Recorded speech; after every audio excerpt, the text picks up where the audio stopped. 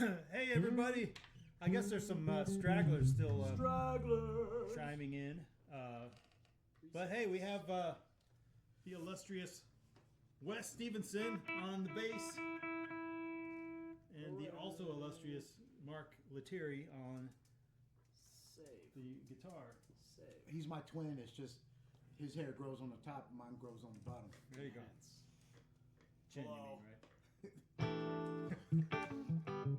Bottom of my head. Sorry. And Wes is enjoying some homebrew. Yes. All you guys are invited to come over if you're ever in the neighborhood. We can have some brisket and some homebrew and play guitar. But anyway,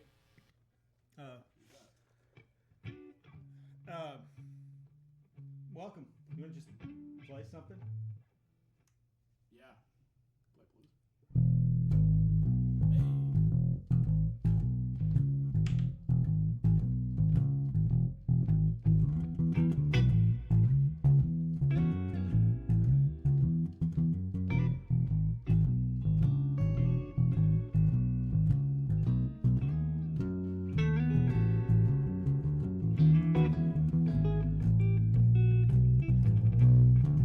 Hey.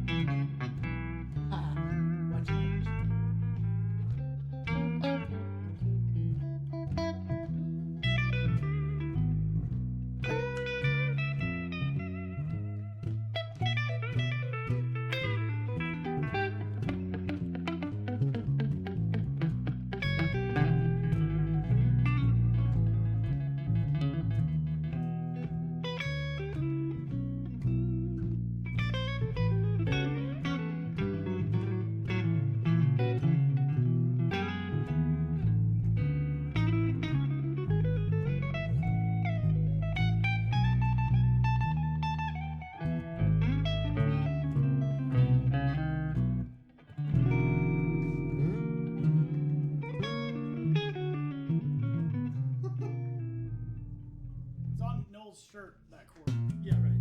Do it again. Flat 5.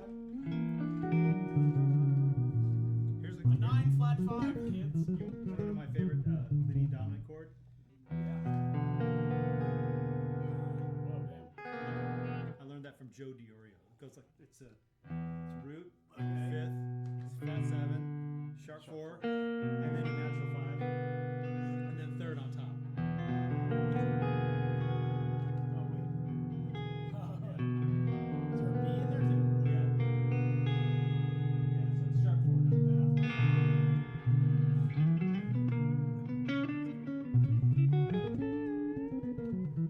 That's pretty cool. We play Little Sunflower. A A B A. A A B B A A. Let's do A A B B A A. Okay. And then the solo is on another A. Yeah, cool. Yeah. I got it. Okay. Mark Form Lettieri. I'm gonna tune real quick. Go ahead. Wait. Well, that would be. Can you turn your volume up a little on like your computer mic or whatever? Oh, the speaking? Well, I mean, just I don't know. Maybe it's something here, but it seems low. Maybe not. Okay. I don't know. How is it for everybody else? How is it? I can turn it. I mean, A A. Is that good? B B A A. Hello. Is Testing 1 2. I Testing 1 always thought there was 2. like, I always thought it was. Doesn't matter. Thank you. I'm not the guy to discuss forms. All right, let's go. Testing. Bop. All right. I'll let Wes start the groove because he's really good at groove.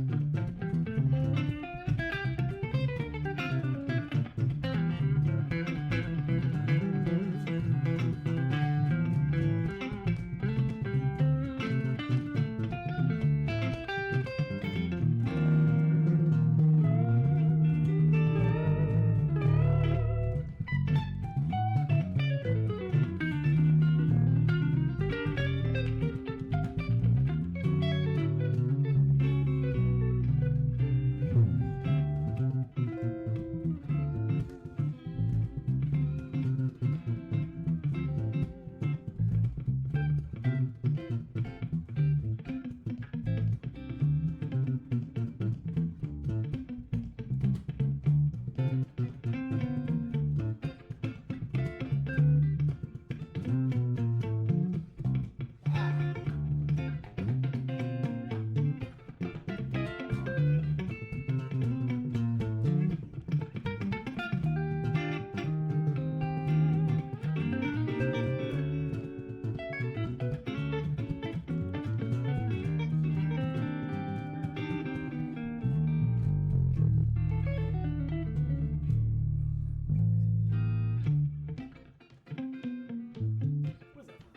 France, right? I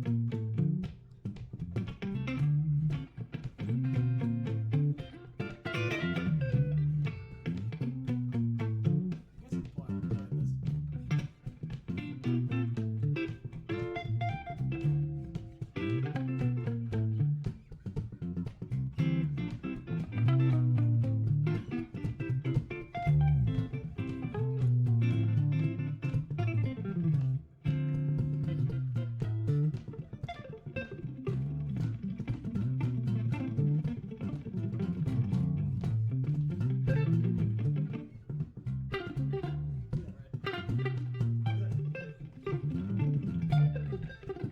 Yeah.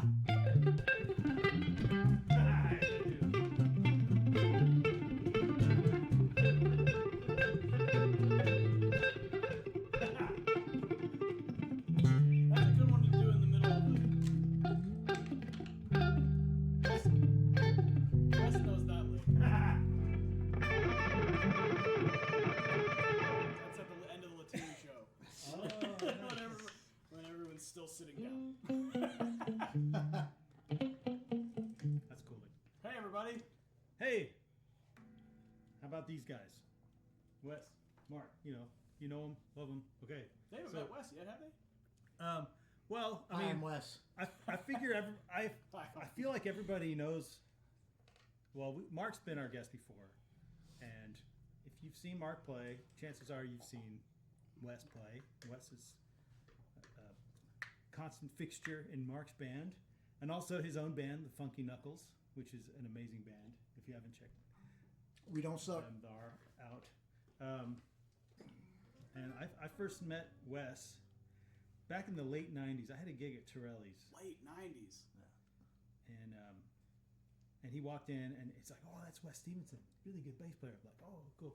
And he was very polite. He kind of stood in front of the band. He listened, and then and he goes, actually, I'm here to use the bathroom. And so, anyways, that's how I first met Wes. That's pretty good. Yeah, I did. yeah. But yeah, I think it was Wayne Delano gig, maybe. I don't know, something Maybe. Like that. That's a great name for an entertainer. Yeah. Wayne Delano. Yes. Did you ever hear him? No? Killing. Amazing. Awesome. What does he do?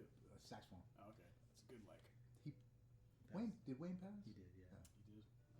It's a great name. It is. All right. So if you ever have any questions, feel free to chime in. But I just felt like I should get Wes up to speed on what we're doing in the class. So as you all know, we're focused on fundamentals of guitar playing, but in a creative way. And what I thought would be great to have Wes here along with Mark is Wes knows how to pick really great guitar players, not only to get calls from, but also to call, right? You've had a really illustrious list of guitar players in your band. I guess it was Mark and Leo first, First, yeah. and then was it Phil Then next? Phil, yeah. Phil Eleni, really great guitar player, North Texas grad. And then after Phil, it was Ethan did. Ethan Didhart, who's a really, really amazing, like just super chops. I guess he's doing well in New York, right? He's doing pretty good. yeah. Yeah. Ethan Didhart, check him out. He's really good. And He has a band called dang it, Vector Field. Vector Field, yes. Yeah. That's a cool name. Yeah. Yeah. And he's also a North Texas grad. And so I kind of wanted to see like what, just in terms of like business, like what people are sort of expected of you as a professional. Obviously Wes is spoiled, having played with amazing guitar players. But what in particular? There's always like the professional stuff, like be prepared, show up on time, be cool, stuff like that. But like musically, is there sort of a common thread of what you like to listen for or look for in a guitar player? Yes. Ooh. Careful what you say. No, no. I mean, you are some of the best at what I mean. Like, first of all, can you play rhythm guitar? Like, and can you do it in an interesting way? Regardless of what type of music we're playing. Like, are you funky? That's. I mean, and I had a drummer friend of mine tell me a long time ago, and it was some of the best advice that I ever got. He was like, man, you got to be funky all by yourself. Like if you're playing by yourself, you got to, like, if you're playing and all of a sudden the whole band drops out and it's just you, everybody has to be able to keep dancing. You know what I mean? And so that's very important. And then, although I appreciate chops and I like chops, but I like if you're taking a solo or something like that or improvising or whatever, do you make coherent musical statements? Yeah, can you make the changes? Like, are you able to do that? But even like, I would take somebody who can make coherent musical statements and play rhythm really well almost over every. Well, I mean, they got to be cool. They got to show up on time, all that kind of stuff. Mm-hmm. But yeah, so those are the two big ones for me personally.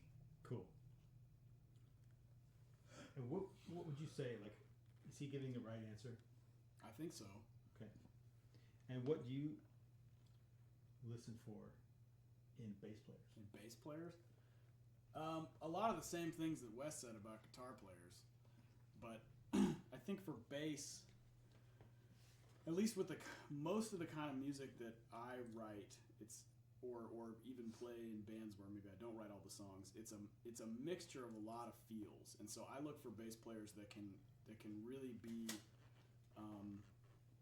not just authentic in a different style or with a different feel, but also maybe kind of make it their own. Like, I can tell if it's a funk or R&B based bass player that's playing rock and they have not played a lot of rock.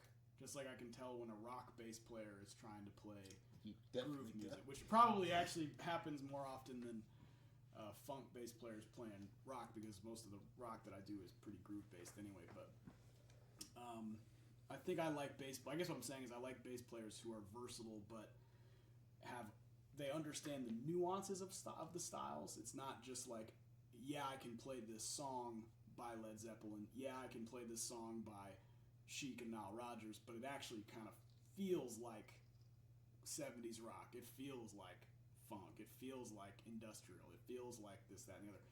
And so I like a lot of diversity.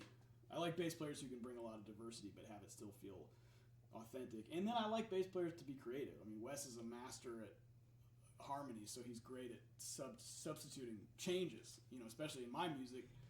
My solo sections aren't giant steps, but there's some changes, but Wes also will kind of like move around those changes and do some interesting stuff with them, even if the solo section is maybe like a static groove on like one tonality or something. He'll make it feel more interesting. So I like that kind of creativity. I like the fact that he takes a lot of chances. He's not afraid to I'm dumb. He's not afraid to improvise and try stuff, and I think what's great about Wes is that he brings that kind of like jazz energy into maybe what would be considered like a rock, funk, pop kind of context. It's that sort of element of jazz danger, which I like. Danger. Jazz danger. Jazz danger. Because I'm not really. I mean, I could play jazz, but not like I'm not a Noel Johnston obviously in it, but I have enough language to kind of say some things. But I like surrounding myself with these guys because they bring that kind of jazz danger, which I like. I like it when the band is about to fall off the rails, but it never totally does. You know what I mean? Like the roller coaster is just hanging on, but then we all make it back safe. I'm curious. For question for both of you, how much is it an ear-hand connection, like a coordination between you listening and intuition? Just like, okay, I want to hear this, and I can just kind of intuitively grab this note or this thing, or is it versus something that's worked out, or something that's like a theory-based thing, or maybe its origin is a sort of a conceptual thing. I guess it's a combination of all. It could be a combination, right? I have this thing where playing could be, or musicianship in general, is this is the manifestation of, just your touch of the instrument is your manifestation of your time and your tone, right? But you can either have an ear-hand coordination where it's like you don't know what you're doing, you're just doing it. There's a mind-hand coordination where it's like it's a concept or it's a theory and you're just putting it to practice. And then there's eye-hand coordination where you're looking at the changes or you're looking at the shapes or whatever. I feel like there's like mixture. Yeah, it's a mixture of three things. Would you say that you gravitate to one particular angle? Well, I guess first, I mean, the way I think about things personally is something similar to that, where like there's a mechanical side of music, and I think that's more like either intellect plus muscle memory, so like I've spent a great deal of time just working out my fretboard,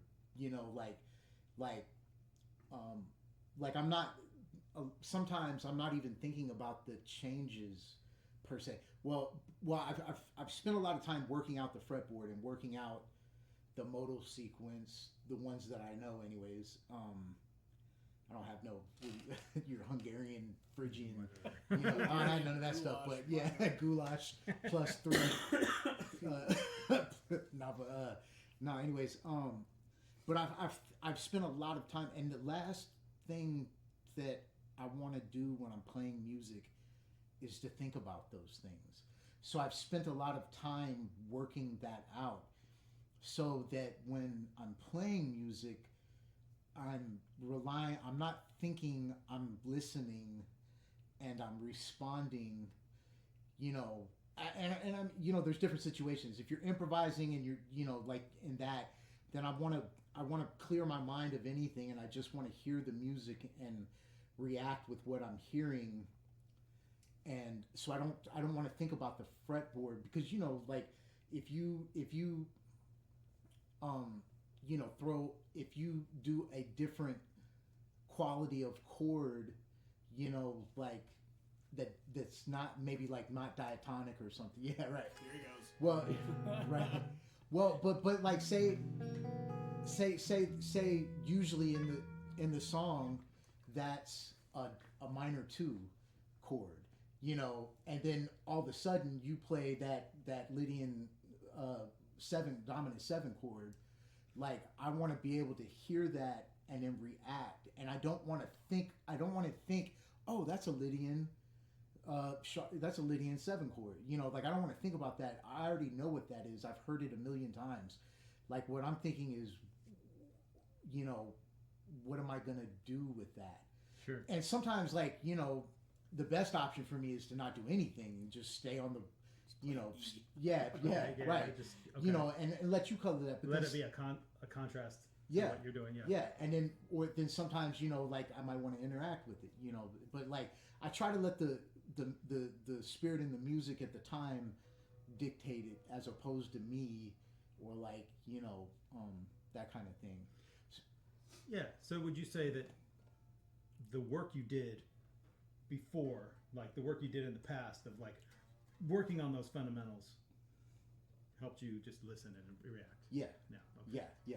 For me, there's two parts. There's the mechanical part, and then there's the creative, artistic, things that you hear, when when one of you guys play a chord or play a rhythm, like, what do I hear? What do I hear that can either complement it and bring the music somewhere else, or what can I do to like get out of your way? And let that, like, I passed you the ball. You're dribbling the ball and you about to stuff it. Stuff it. Okay. Yeah. And then, how about you?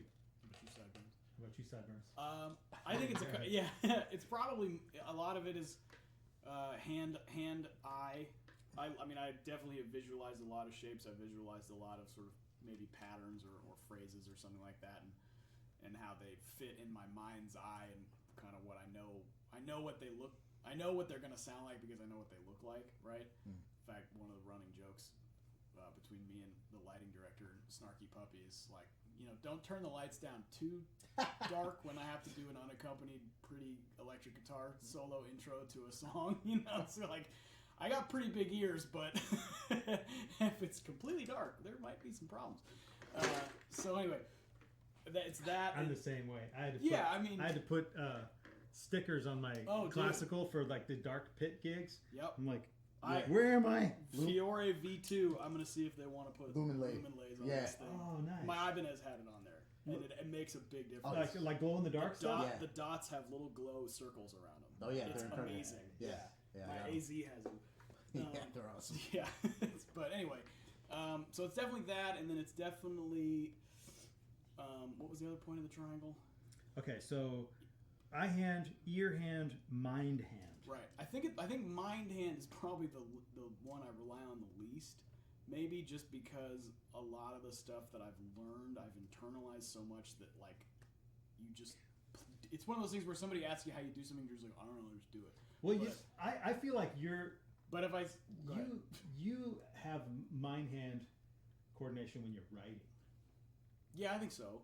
But I think that's maybe. But because your compositions are like got some pretty complicated stuff in there. Sure, but you have to think about it deeply in order to get it down. Yeah, right. But what I'm saying is like I think when I'm in the heat of battle, it's all reactive. It's all instinctive. It's all stuff probably that I maybe because I tried to write something and I heard a sound or something and I wanted to figure out what it was. I was like, oh, well, it's this chord or this. Why do these two chords work together? How do I make why is that working, right? Because I have an E in all of them. Like stuff like that, whatever. Like that's the stuff that I've sat down and worked out but don't totally remember anymore, right? Yeah. But shoot, I was gonna say something profound. You said something profound. You said it's stuff that I've heard a lot before. And I think a lot of times when we're trying to grasp a new concept, it feels unfamiliar because we literally haven't sat with it long enough without a guitar. Like when I was playing gospel music when I first came to Texas, and I would hear people do this. He's taught me that. 2, 3, 4, 5 walk up. I heard it 1,000 times before I ever could conceptualize what it was on the guitar until I finally had 10 minutes with Chan Horton, great keyboard friend of ours, and I was like, "Hey man, stop! What is that?" Because I've heard it for 2 years and I don't know what to do. I don't know what it is. I don't know how to play it, but I'd heard it so many times. He's like, "Oh, it's just this," and I got it immediately once he showed me the voicings, and now I know all the things to do, all these things because I've heard them. I heard him done so many times before I even actually tried to learn any of it. Mark taught me that, and my nerd jazz brain has to like think of it because I love thinking of modes, and this is 6-5-6-5 in melodic minor. Do you know about that? Damn. So if you go well, it's in D, right? Right. Yeah. But D is borrowed as the 5 of melodic minor. So okay. you play G melodic minor over the whole thing. Yeah. The 2 chord becomes okay, melodic. sure. Melodic minor. Let me stop you. I've heard that a million times, but it made sense to me because I've heard it 1,000 times. So that's how I was able to play it just now. Because I already knew. I was like, oh yeah, duh. I heard that. And now that there's a sort of a theoretical framework, you know what to sub it with. Yeah. Well, oh wait. Yeah, I'm that's sorry. your neck of the woods. Bro, just play the root. Well, actually, no. It's almost like four becomes melodic minor. Well, I'm saying G melodic minor. Yeah. So it's a D. D is the 5. Yeah. And it's the same thing. It's the same thing as the minor 4. Totally. Flat It's 7. the Beatles cadence. Yeah. Yeah. You know what's funny is I have all these like harmonic schemes. Yeah. That are all like in the Rolodex, you know. Sure. And there's a bunch of them that are related to that are all in the same category to me because it's like the harmonics thing. So you could do the Beatles cadence, right? Yeah. Right. That's that. There's also that's how I usually distill it to people that have never played this gospel. one. It's Beatles. Yeah. It's like a lot of Cole Porter tunes have like, you know. Yeah. You know that Cole Porter tune? Play that first shit. All of you. You know, it's this. Yeah. Oh.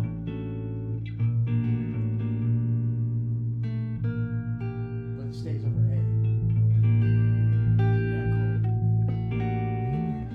Yeah, because it's all in G minor. Right. Right. Yeah. That's your triad. And there's also Triads, people. Learn your triads. Yeah. And there's also what else is there? There's the like a vamp like that Jobim does a lot, like.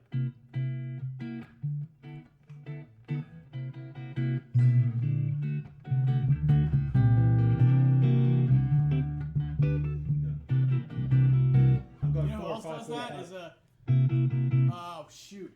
Dun, dun, dun, dun, dun. It's in a Billy Joel song. Flat 7 to 1, right? So it's all. This is all borrowed from You know what G I'm talking melodic about. minor, right? Duh. The way I was I gonna would- go. No, it's like an up tempo tone. Oh. Yeah. No, but that. Billy yeah, Joel. Yeah, but that's. Yeah, I think about like that's like language that Does you. anybody learn- know what song that is? This is gonna drive me nuts. It's in a TV show too. Probably. There used to be really cool chords in pop music. Yeah. Anyway, all right. So imagine you're doing this. Like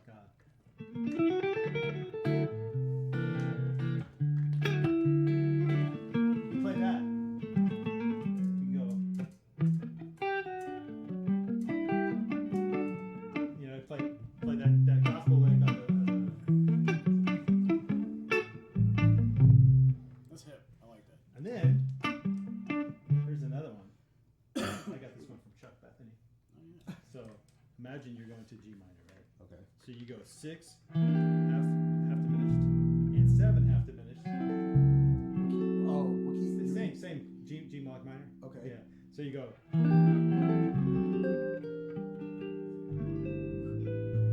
So it's just a. Wait, what are you playing? I'm playing E half diminished What's the last to chord? F sharp Yeah, half half diminished, and then just like a G minor. Oh. It's like a minor 4. Oh, that's cool. Yeah. So it's all related to this, you know. Like, or so I love doing this thing, like where you just it's a thought experiment, right? And you're like, well, let me see if it works, and let me see if this idea yields fruit, Yeah, wait. and you can do this kind of thing where you guys like cool with this like melodic minor stuff. So what I love to do is practice and teach with a looper pedal, because then you can see if these thought experiments are working, right? So you just kind of do some licks in whatever, you know. Let's see if it's working. Can you hear that? Is it even working? Oh, there we go.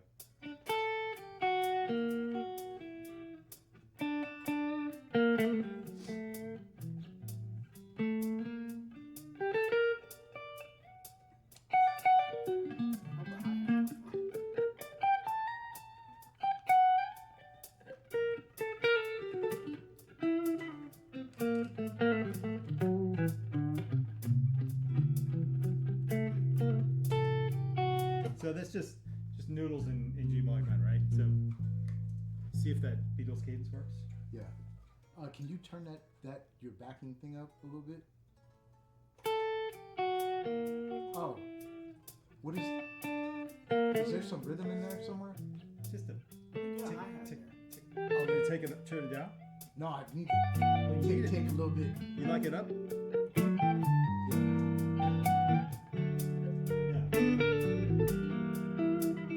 How about the two?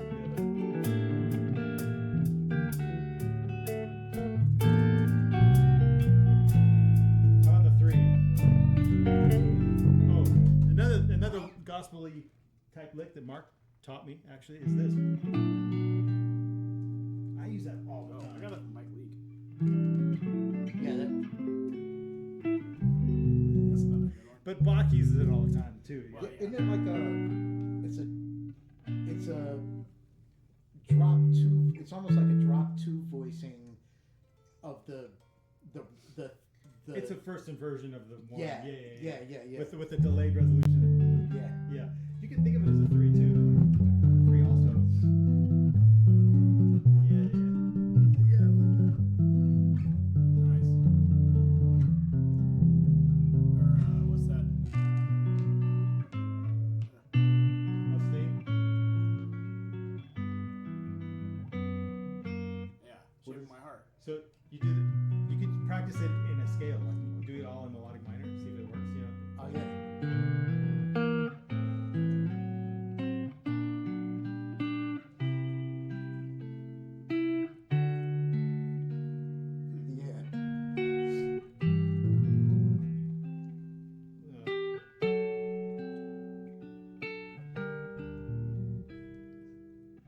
I messed up. I think I messed up on the 6 and 7. But anyway, the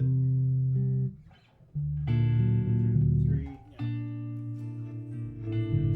Oh, the 3. You know the Hollywood cadence? What's the house now? Oh. That's the one. You know, let's see if it works over that. So that's basically going 3, 4, 5 of melodic minor. Yeah. So let's see.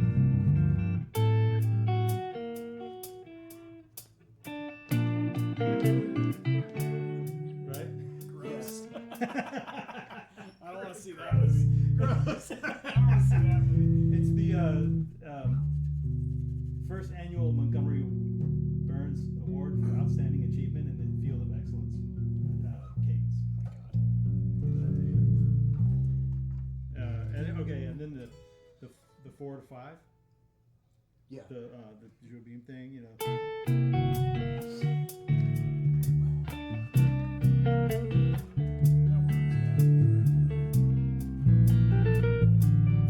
So for me, it's like it starts as a concept, right? So now I can just you know, when that thing is going, you know.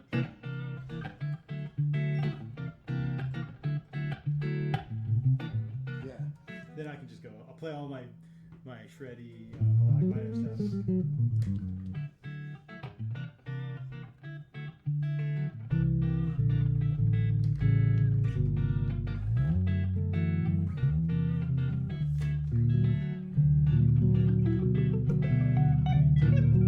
Yeah, there you go. Shredding melodic. You can go like this.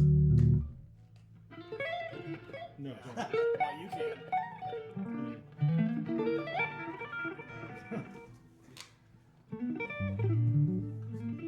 So I got my stock licks that I'd love to play, like thinking of a 1 chord, thinking of a 2 chord, thinking of a 3 chord, thinking of a 4 chord, thinking of a 5 chord, thinking of a 6 chord. You can do half diminished. I love half diminished arpeggios because they sound really angry and bluesy. You can do that on the 6 and the 7. You know, like if you do this. Try that.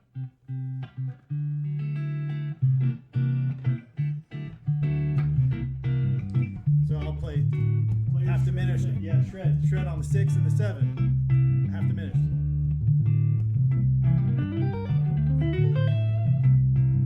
It's an E and F sharp, right?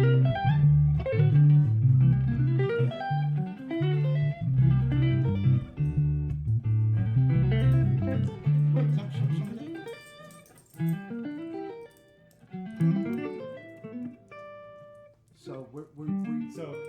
6 and the 7 Of G? of G melodic minor Yeah. exist. Oh. Okay, yeah. Works, Yeah, huh? yeah. It's cool, huh? Yeah. Yeah, dude. There you go. Oh, and the dog showed up. Yeah. I like that. Hey, someone said something in the chat. Oh, Hey, yeah. if you guys have any questions, feel free to chime in. Please yell. Oh, my life. Someone said my life. Billy Thank Joel. you. Da, da, da, Yeah. da, da, Yeah. da, da, da, da. Da, da, it's my life. I don't really like Billy Joel, but he had some chords, man. Man, well, no, you wrote some great songs. Hey, no, that ending that you guys did on that thing, that Montgomery Burns thing, did it sound like Super Mario Brothers ending to anybody else? You know, Totally, like, totally. Yeah, Super Mario Brothers. I wonder if it sounds like you play the Mario chords, and I'll play shred 6 and 7. Okay. 1, 2, ready, go.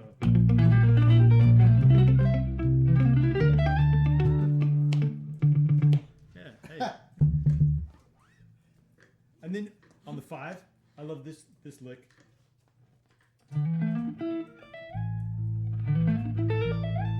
That's my Aeolian lick.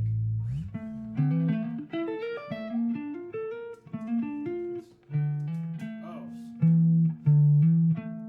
This is in my voicing modes book. It's in my book. It's 1, 2, 5, flat 6. Yeah. That's Sorry, it. I'm sitting in the See, this is why Mark is really good. He's still willing to like learn stuff that he doesn't already know. I don't like playing that one.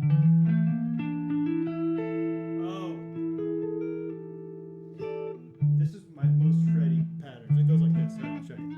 Oh. Is this the last chord?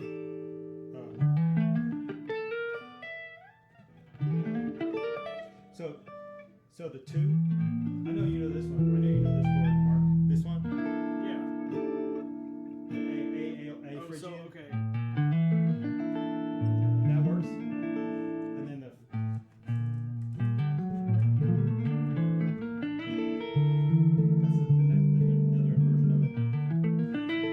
And then.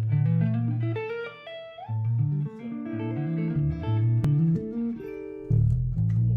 That's it. That's it. That almost sounds like that. What's that? Knight Rider. No, that lick in what's that Weather Report song? Havana. Havana, yeah. Havana. Yeah, totally. Whee! That's a great song. Kinda. I played that with Kirk Covington. You did? Speaking of Kirk Covington. The first time I ever heard that song, you and Mike and Spud was playing it at the teeny bar. Y'all came I in. probably didn't know it. No, he was playing the crap out of it. And Justin was playing keyboards. Oh, sorry. No, you're good. I got a question for you, Wes. I'm curious about how you think about putting bass parts together, and if there's anything there that, as a guitar player, it'd be useful to understand or know to form our parts. Yeah. If that question makes sense, No. like what might we not know? Well, I mean, I think about making, like, creating parts. It's something. Okay, let's go. It's something that Put you with the sous works vide for machine. any instrument. I'm sorry, I'm looking at the screen, but so if I'm not looking at you, it's because I'm looking at the screen. But anyways, I played with this guy named Bernard Wright for a long time, and Bernard was a master, just a master musician in my mind, in my personal opinion. And one of the things that I learned about him is all of our instruments are drums. And so I think about rhythm first and notes second. And so when I'm making up a bass line or something like that, like I think about it like as if I was playing percussion against the drums, like as a complement to the rhythm of the drums. And I think as a guitar player, like when you listen to what's Bootsy Collins, Catfish Collins, when you think, you know, all these great rhythm guitar players, Wawa Watson, you know, like it's like They're playing the drums. they're playing the drums. They're making rhythmic patterns with their instrument. you know, and so like, and you know, there's a couple of different things. Like, either I can play against what the drummer or guitar player is doing, or I can play with what they're doing. Does that make sense? What I just said? Yeah, for sure. Like, I can play in the whole,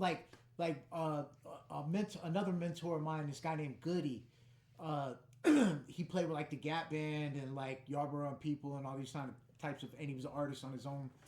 But you know, he taught me, like, when you hear like a rhythm guitar and a drum, them going together, think about what you can do in the holes of what they're doing, not necessarily playing exactly what they are. You know, think about playing in the holes. And then, like, the same thing, like, if you think about, like, if you listen to James Brown's music, if you say, you know, say you have, like, you got the horn section, the drummer, bass player, guitar player, right?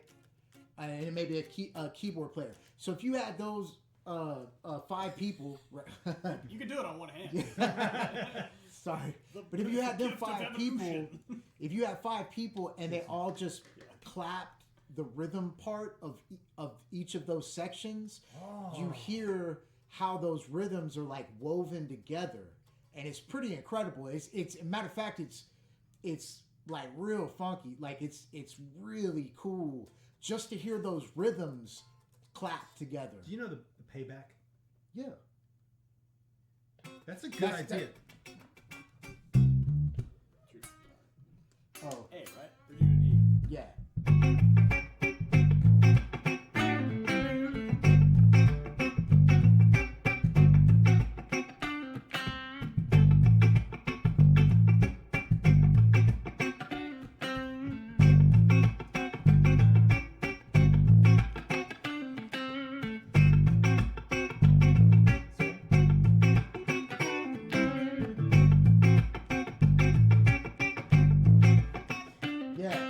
And that's kind of like the same. I mean, like, I'm not playing. Sorry, go ahead.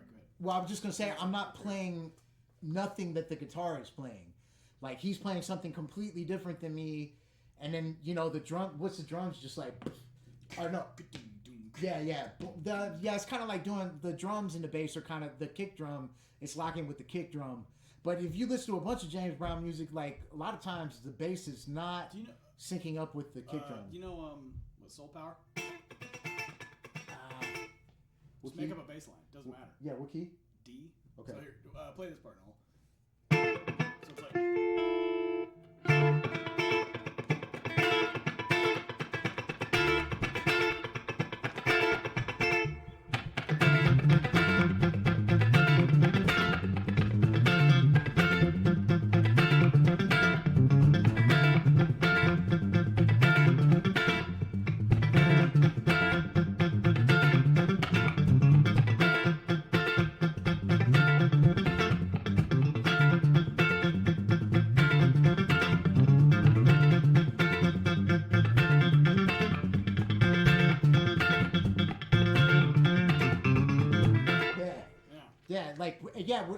That's like, we're all playing different rhythms, you know, like, so sorry.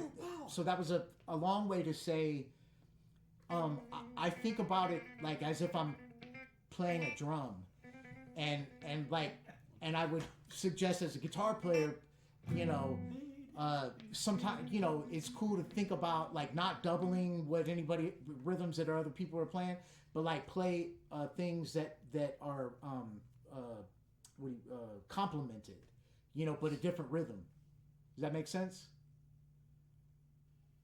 Yeah, it's a great answer. Went in a different direction than I expected. That's awesome. Yeah, appreciate it. Right on. Sorry if I meandered through that a little bit, but yeah. No, not at all. I have a question to that point. So people who go to jazz school, Yeah. You know, the definition of a jazz musician is someone who never plays the same thing once. Okay. Dang. And so, What in are a you way, teaching like, these kids? yeah, I know. Yeah. Confession time. Like, it's really hard to find a part and to be content to just stick to it. Have you ever had, or did you ever have to like train yourself? Oh, to yeah. Just like, Yeah. How did you train yourself to not just improvise all the time and make up new stuff without sticking to stuff apart? The first time I really felt what a vamp, the power of like a vamp, you know, like staying on one thing, like, you know, like the big payback. It's that groove for, you know, it's got the little intro, but it's that groove the whole time. And they don't deviate, the bass player plays that one part all the way through.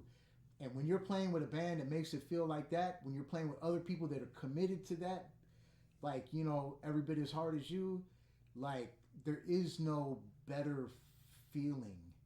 And I've played super wild music where we're all just like, no one in the audience knows where the one is, you know, like no one, you know, like the last Funky Knuckles gig. Yeah, probably, you know, like I've played from the extreme of that to the extreme of like you play one thing and you just play it over and over again, and everything in between. And man, when you hit that pocket, that socket, you know, man, when you hit that, there's nothing more powerful to me. There are things that are as powerful, but there's nothing more powerful than like, yeah, you know that. Hey, I gotta say, Mark, I owe you an apology. Why? Because Mark You and I came over, you gave me free steak and beer. You don't owe me. Well, no. Okay, so you have to know that I've had this live gig, this Daystar gig for like 17 years, right? Mark was there for 10 of those years, and we played together for 3 days a week for 10 years, and I barely played the same thing once. I know. Yeah, see, that's why I'm saying I'm sorry. Don't apologize. Whatever, dude. No, there's great things with that too. You know, like, well, no, there really is. Like, you were the lead guitar player, man. I was rhythm guitar. My job was to go, you know,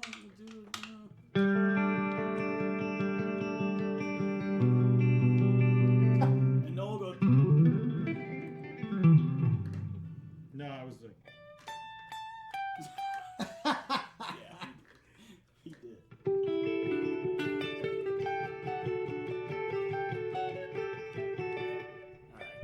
Before we get struck by lightning. anyway, yeah.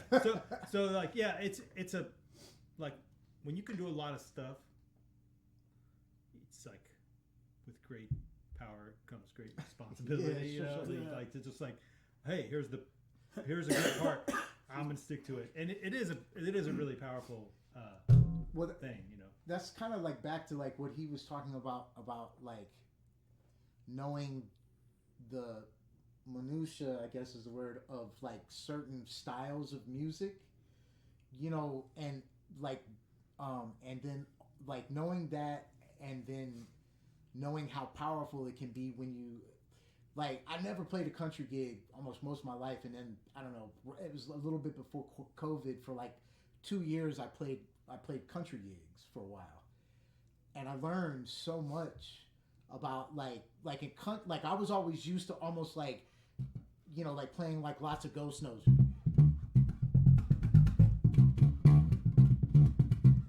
you know, like that kind of thing. But like with country, it's like very fundamental rhythms. You barely play anything over an eighth note, you know, like, and like if you're playing like say if you're playing like quarter notes, you don't go, you know, you just. And the notes are also probably sustainable. how are you? Yeah, how yeah. Are you muting? Your I bracket? mute this in. Just like kind of. No, like. Oh, just letting it hang over. Okay. Yeah, damn. That's cool. Um. I don't know that technique. Right. You've heard that joke, right? How many country bass players does it take to change a light bulb? No, I don't. 1 5 1 5. Wow. Yeah. Anyway, but yeah, like, you know, like what he was talking about, like learning a style, and like the what the real thing like about those styles are. Like, you know, like if you're in a church, if you're playing gospel music and you're in a vamp, like you can, and I mean, like, you know, there are some gospel bass players that are very busy and there's some that are not or whatever. But it's about knowing where you can put things in and when not to, and the power of just like staying on this one rhythm. You know, it's like being in, it's like it creates like almost like a trance. You know, like it's a wonderful thing. Well, you know, yeah, it's interesting because so people who go to jazz school, right? You know, I've been teaching at North Texas for 26 years. And there's like this immense amount of pressure to prove yourself. Like, I have to prove that I can play on this change and then this change and then this change and then this change, right? So like when people are like, like it's like drinking from a fire hose, right? And hardly any ideas fit together or any space is made because like I feel like you have to prove, like I only have one chorus to prove everything and get a grade for it, you know. And in a way, it's like you have to unlearn that to be like a functional, hireable musician, employable musician. Yeah, I don't know if that's necessarily academic though. Too. I mean, it is, like, I'm sure, but and I'll use myself as an example. Like Wes was talking about how he learned how to sit in a pocket. I had to listen to recordings of myself, you know, from like jam sessions or whatever, you know, or even some studio sessions, and think, oh, heck, there's even some Snarky Puppy records where I'm just like, I am playing way too much, because I thought I would be like, well, if I play all the cool funky things that I know, people will notice me as the guy that can play all the cool funky things. But really, what happened? Don't worry about it. But well, I mean, you know, whatever. But I won't tell my friends. He's still on the gig. I don't think it's not that. But you know what I mean? I mean, like some snarky live stuff. I mean, even like on stage, I'll catch myself like deviating because I'm playing to try to impress myself or other people or whatever, and I'm not playing to impress the music necessarily. When really, you know, if all I need to be doing, and we'll see, you know, we'll get into it. This isn't a Snarky Puppy song, but we've ended up in vamps like that before, right? This is all I should be doing.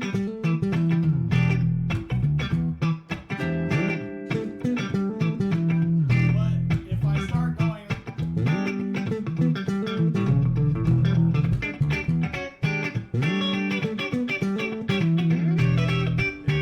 it's just dumb. It's just dumb. It's just because Wes is playing a really cool melody because I started playing a groove, and he started playing this melody. So the two of us playing that together would have been great. But I decided to have ADD and start doing other things because I got excited, right? When the reality of it is I should have just stayed on the same thing and made a more meaningful musical statement by sticking to a good idea. do that original idea. Okay. Do your original bass line. I want to see if I can come up with a third part. Okay.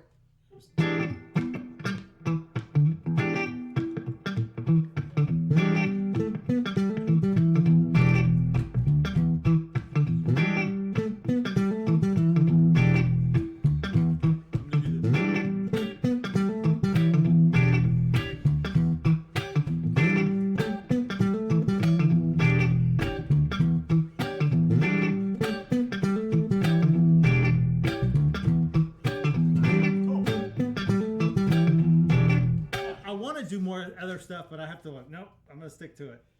Yeah, well, that's the thing. And I know that was a problem with me super early on, like, because I hear a lot of things, you know, and I'm musically, I had ADHD or whatever. I had 79 HD. Right, right. But it's like, and then I listened to a lot of recordings of myself, and it was like, that's not nearly as cool as I thought it was. Right.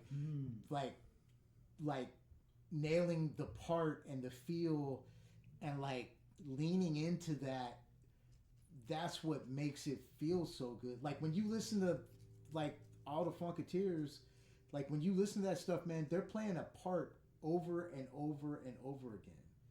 You know, and that's a great thing to do. I mean, this goes for. I mean, it's not. I know we've been talking about funk music a lot, but it goes with any kind of music. I mean, any great rock song, pop rock song, there are guitar parts that you have to play, otherwise it's not gonna work. And same with. I mean, even really same with jazz. You know, like if the three of us are playing a standard like Little Sunflower, and like both Noel and I were playing a bunch of different chord inversions of that same D minor 6.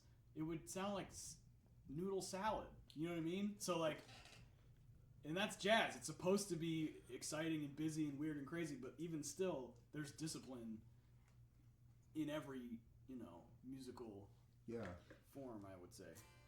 Well, I was gonna say, you know, and then there's someone like James Jamerson, like who plays a lot of variations of a groove in one song. There's another part to playing busy where you gotta know where to put it. It's about phrasing and placement. Never busy. I think he just. Bro, listen to I mean, yeah, I guess you're right. No, yeah, no. High enough. Yeah, like that. What was that one that Stevie? I Was Made to Love Her. That one, Yeah. dum, dum, dum, dum, dum. Yeah, like listen to that, or like that almost like that jazz tune. What was that? I forget what the name of it. Anyways, no, but Jameson played a lot, but he put them in the right places, like in the phrase. Mm-hmm. So there's that too. Like Probably listening to the vocal. probably hell, he might have recorded it. Was the first person to record the part. Yeah, that's true. Just him. You know, but yeah, there's a way to do. I mean, like most people who just sound like you're being busy for no reason and it sounds cluttered, you're just not doing it right. That's what it is. You know what I'm saying? Like you can be busy better. Yeah, you can be busier, but you just need to know where to put it in a phrase. Like at the end of like don't always play something every 2 bars. You know what I'm saying? Like do it 4 to 8 bars, or like, you know, do it bringing it into another section. Do it, you know, there's ways to do that where it's not as cluttered sounding. But and by no means am I saying play busy or like, you know, like that, but if you're gonna do it, there's a way to do it. I would say listen to James Jamerson. And you could even pick up ideas, and I know he's a bass player and you guys are guitar players, but you could pick up, like, because it's not about what he's playing, it's about where he's putting what he's playing. And you can apply that to your instrument as well, I guess is what I was going to say. Anthony Jackson, too. Oh, yeah. That Shaka Khan record. Oh, man. Naughty. Yeah. Holy man. crap. Oh, yeah. Talk about fills in the right place. Yeah. All right. Cool. Little bit of technical stuff. Okay, so Oh, man. so the go back to that groove you played. Do you remember what you did? No. Got the Hendrix chord in it, right? This isn't it. Okay, so what he played, like technically, you know, this E7 sharp 9. So that you can interpret that like harmonically, you know, theoretically a couple of different, well, more than a couple of different ways. You know, it could be the 7th mode of melodic minor. It could be half whole diminished. Yeah. Could be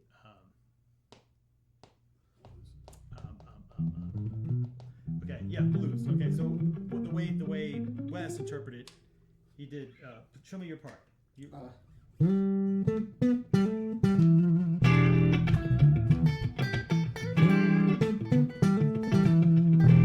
Okay, so he did flat 3, 4, 5.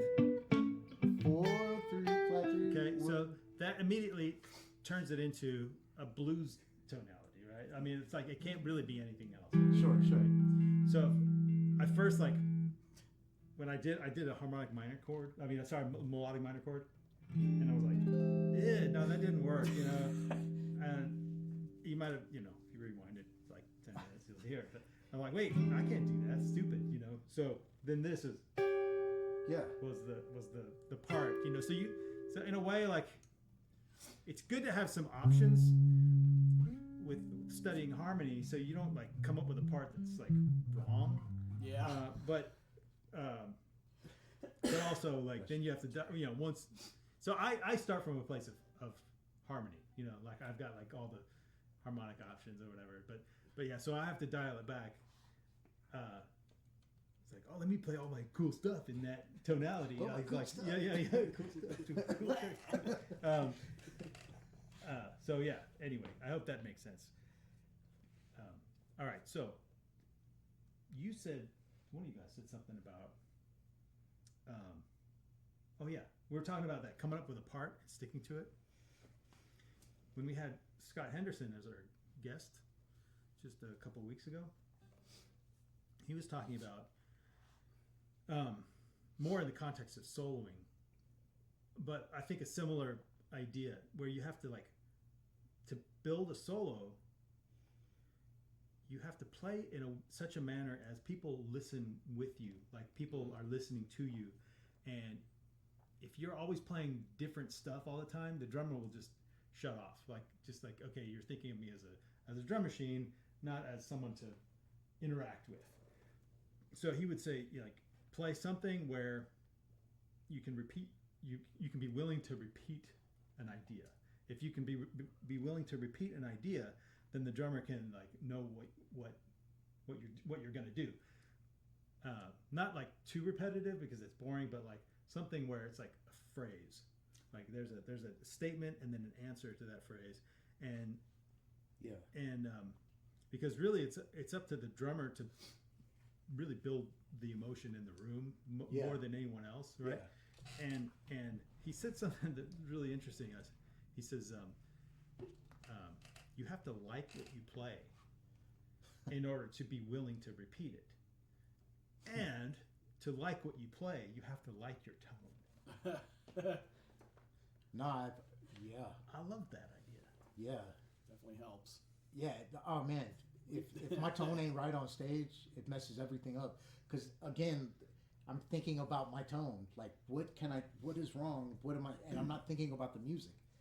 You know, oh man, that's my worst night. Is we've been on the road and like I've played out of like the crappiest of cabinets, broken cabinet, and Rome. I mean, it doesn't happen very often, but like it's happened like a couple of times, and I just have to I have to forcefully turn that part of my mind off and just have faith that like it sounds good to the audience, you know. But if I start thinking about like not liking it, I'm thinking about, can I turn this frequent? Can I scoop this? Can I do this? And start tinkering non-musically. Yeah, and then I'm not in the music. I'm not emotionally involved in the music. I'm not in there, you know. And then I'm making mistakes, and I'm like, oh, I suck. Oh, my tone sucks. Oh my God, I can't believe I missed that part. You know, like, and then that ruins the whole night, you know, for me. And me. And yeah, and Mark too. Well, you mentioned when you sat in with Matteo Mancuso. Oh yeah. You got a backline amp that was like not very good. Well, I was going through what Wes was going through. We played a show in Italy, last tour. Beautiful show, beautiful venue, great, you know, crowd and everything. But I had these two Fender Twins that just were not hanging. And a Fender Twin, you have to turn them at a somewhat generous volume for them to sound good. You know, it doesn't have to be ear-splittingly loud. They're inconsistent. Well, they are. Yeah, they're inconsistent. And so anyway, this one, if you turned it up to where you should normally have a Fender Twin, the low end started to fart out. The speakers would start to crap out. And then, you know, half of my set's on a baritone guitar, so like that wasn't happening. So I had to turn it down to maybe 3 or something, which then a Twin sounds thin and grainy and just gross. And so I had no stage volume, and I had to rely on the wedges for the entire show. And, you know, 1 out of 10 wedges is going to replicate your guitar tone the way you want it to, right? So I felt like I was playing DI straight into the PA the entire night. And then had to go sit in with like one of the hottest guitar players on the planet right now. And for that set, I just turned the effort where I wanted it and just said screw it and just dealt with some of the fart and picked a different tone. When I played with him, I didn't use the sort of like Lettieri lead sound. I used a kind of a different sound because I knew it would kind of complement what he was doing and would kind of put me in my own tonal space compared to what he was playing. So it actually made for a nice musical conversation rather than sort of like a shred off, because he would have destroyed me anyway. but you mentioned something that when you listen back to the stage mix or someone from the house audience, mix sounded like me. That's what was really weird. It was just like, all right, well, cool. But on stage, I was just cursing after every bent note. Interesting. So Mark's an experienced enough player to like just trust that it's gonna hit the audience's ears well enough that they won't know that he's not having a good time with his tone. That's stage performance 101. Yeah. Don't let anyone know that you're having a bad time or that you made a mistake. Or, we played in probably, in front of 1,000 people? I mean, that was... That night? Yeah. Oh, yeah. I mean, it was a big, giant, like, town square in Italy, probably 1,000 people. And, like, for me, it's like, okay, cool. It's rock and roll time. This is Van Halen at the US Festival, as far as I'm concerned. I don't care what the guitar sounds like. Yeah, I mean, that's a whole other thing, talking about, like, being playing on the road in completely different rooms every night, on a lot of times different amps, I mean, I'm sure both, like, I can take my amp that I love, that I really like, and I can play it in one room and it's like, oh man, that's wonderful, and then I go into another room and play it and it's like, this is the worst sounding crap I've ever heard, so like working through that, and like slightly being able to turn that off, is... Well, the thing I've always figured out is, like, anytime I settle on a really cool sound or something in my home studio and then I take it to a gig, it never sounds the same. Yeah. So you just have to get flexible. Used to, be flexible and get used to how you yeah. sound in as many different places as possible. I just turn up and get on Daniel Porter's nerves. Should have him in next week. Yeah, it's hard for me to play, to like what I'm doing when the stage volume is so incredibly loud. Sure. Because I love to like play soft.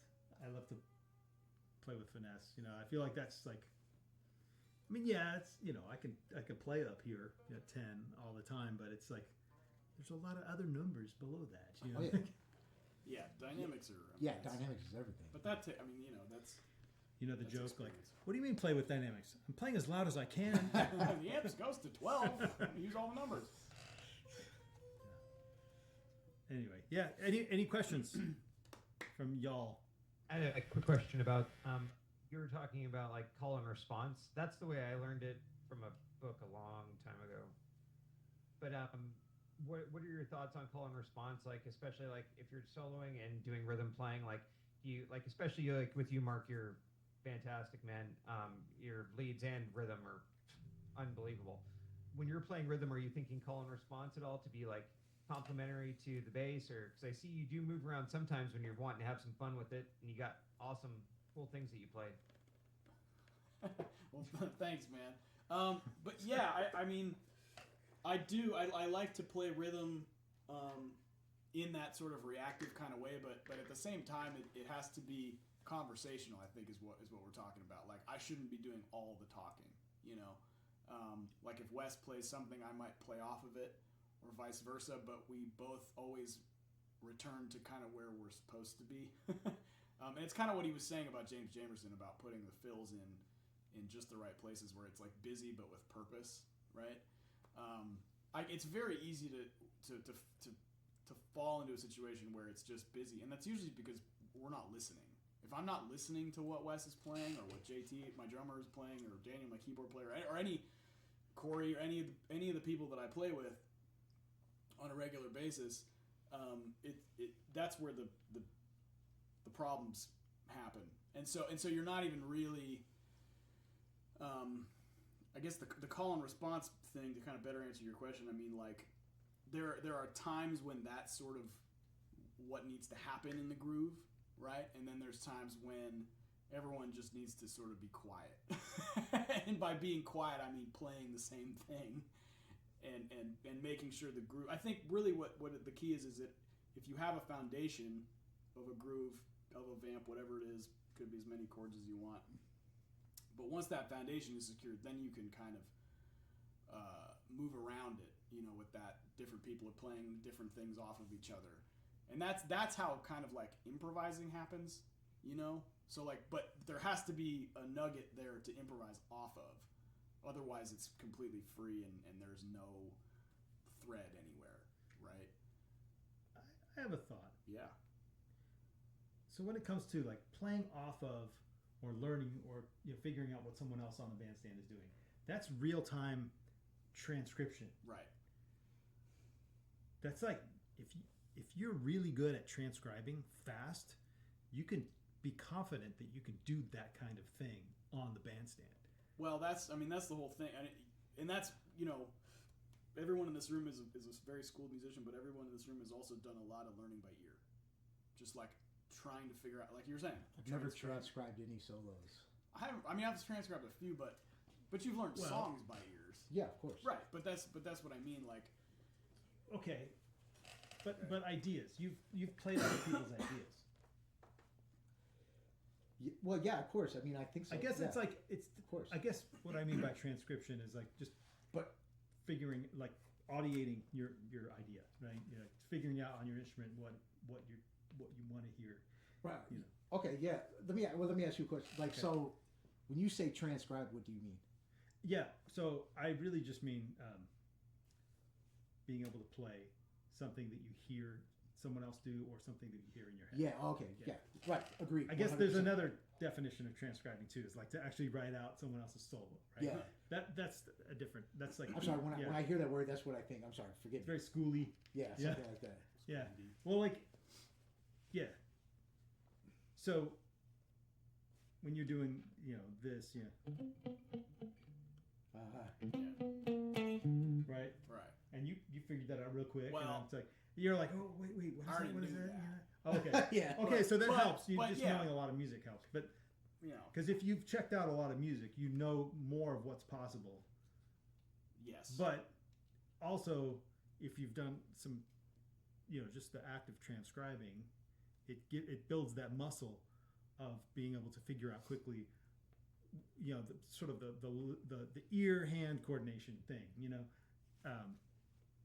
because I like that. I think that's like, it can be really intimidating because if you decide, when everyone's like having a good time and you're like, wait, what is that? And you're trying to work it out, but you can't hear yourself, like wait, what is that? You're just fishing around for notes. I mean, that's like maybe what we have to do for a while, but Done a lot of that. yeah, just kind of totally. just like, but do it in such a way as like. I usually do this. I put one foot on the amp and go. Oh. you get the resonance. Yeah, you guys know that trick? Yeah, you can hear. If it's too loud on stage to pick it out, you put your foot on the amp and put your head on the horn and try your best. Yeah. Or yeah.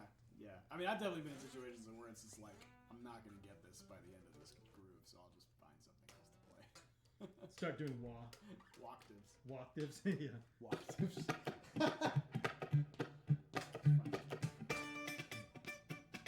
Oh, he's killing. Well, hey.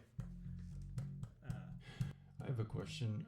Mark, what brand of jockstrap do you use when you play live? I use Bike. Are you familiar with Bike? So keep all your furniture in one room, so to speak. Yeah, bike. Okay. Bike, yeah. It's a swimming and running jock. I wore one today when I ran my hills. That was slightly awkward, but It's a valid question. We're all men. Glenn, what a question. He's so loud. You really wear jockstrap when you play live, though. You do. Wow, that's amazing. I wear one on my head too. Dude, I can't believe we're talking about this right now. Just subscribe to my Only Marks. only marks. It's a trap that all jocks get into. That's right. That's why they call it the jock's trap. It's an extra large, by the way. Oh my gosh. Yeah. Extra large slim. Yeah, it's the waist. The pouch is. Oh. Magnum jocks. Hey, This is going off the rails. all real right. quick. So let me take it to a real super tech. You guys remember the stuff we were talking about before of the 4 tonal diminished places in harmonic minor? Yes. Okay. What? Okay. All right. Yeah, I'm Check this about out. to learn Okay, something. all right, so you know there's only one true diminished 7th chord in harmonic minor, and that's on the 7, and that's when it's spelled 1, 3, 5, 7. This one right here. Okay, so the complement of it is 2, 4, and 6. So if you're I'm gonna pick a key. D. Okay, so D harmonic minor, right? There's D harmonic minor, right? The 7 is this one. Okay. So if you're thinking of that's the flat 2, Okay. the 4. What is it? Yeah. So my shirt. 7, 2, 4, and 2, 5. 4, 2, 4, 6 of. Okay, yeah. no. Yeah. So of the 7th mode of harmonic minor. So the 1, 3, 5, 7 is that, right? So if you go 2, the 4, no, sorry, the flat 4, it's flat 4. Okay, and then the flat 6, right? Happens to be the notes of D minor, right? Set us to Now you know this one is you can invert it and it's the same thing. So now you're on the 2. But instead of 1, 3, 5, 7, that one is this 1, 3, 5, 6 of the 2nd mode of harmonic minor. So you got this one. And if you find the complement of that, it happens to be still a D minor. So if you go up to the next one, now we're on the 4th mode, and that's 1, 3, 4, 6. Right? Where is that one? 1, 3, 4, 6. It's down here. The complement is 1, 2, 5, 7. It's going to be this. Still a D minor. So these are all the ways you can, all the really nice voice leading things, right? There's one more. That's on the 6th mode. So you're on B flat, and then it'll go to here. I like it. Yeah. So you want to memorize these movements, right?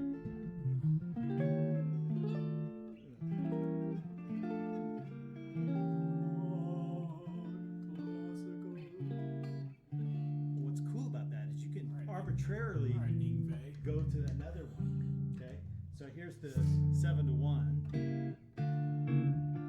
you can try going from like 4 to 1, like this. Like imagine this is 4. You use that as a pivot. Oh, chord. weird. Oh, okay. That's Yeah. dope. Or you can even do it to the imagine doing this. Change keys that way. Yeah. Oh, that's the taking every note from a fully diminished and resolving it from any of those notes. You can resolve up a half step. Well, no, it's not the diminished scale. It's pure harmonic minor. So, but you're you're deeming one either a 7, a 2, a 4, or 6, or you can decide one of them is another thing, right? So, like here's 7 to 1, or I could go 2 to 4. No, sorry, that's 4, 1. Sorry, 2 would be this one.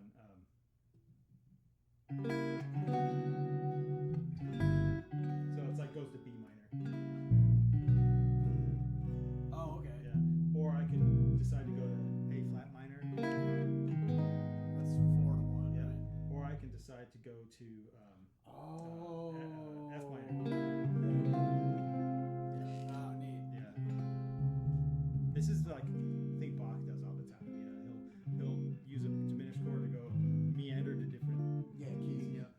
it's really cool, isn't it? Cheating. Like, I love that. It's a cool cheat.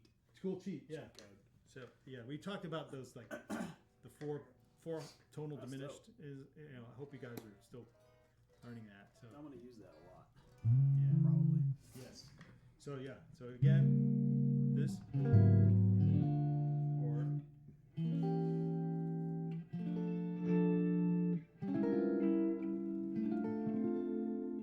Sorry. and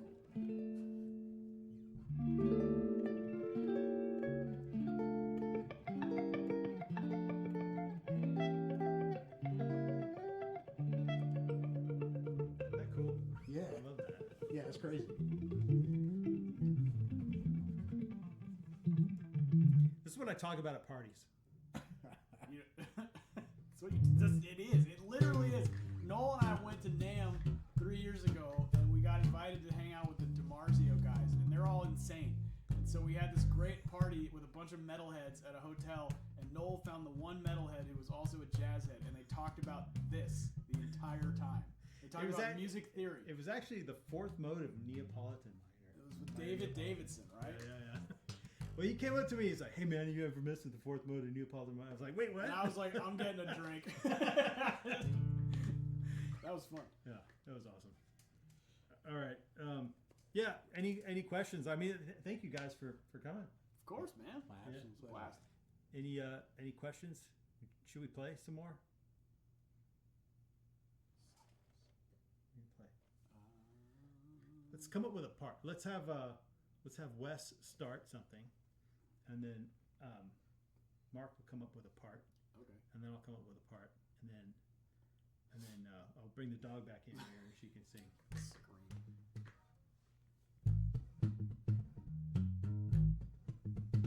A flat, huh? Ooh, he's got a flat two in there.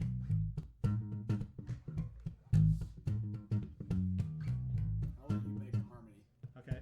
but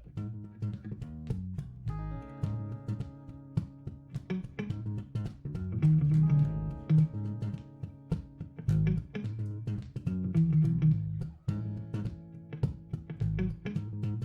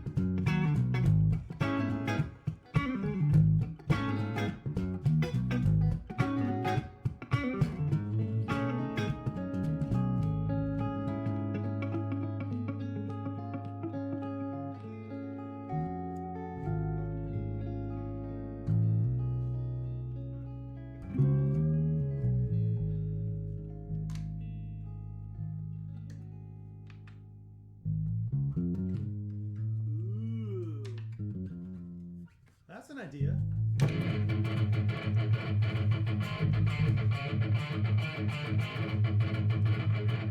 Run the whole thing. Red thing. I just want to hear all these dumb sounds. Oh yeah. All right. Thanks for coming, or whatever. I don't know. Okay. Any questions, So he did ask about your job. comments, Maybe he can. concerns? Take it up with management. The worst question of the night goes to Glenn, That was good, Glenn. but we That's a appreciate first. it.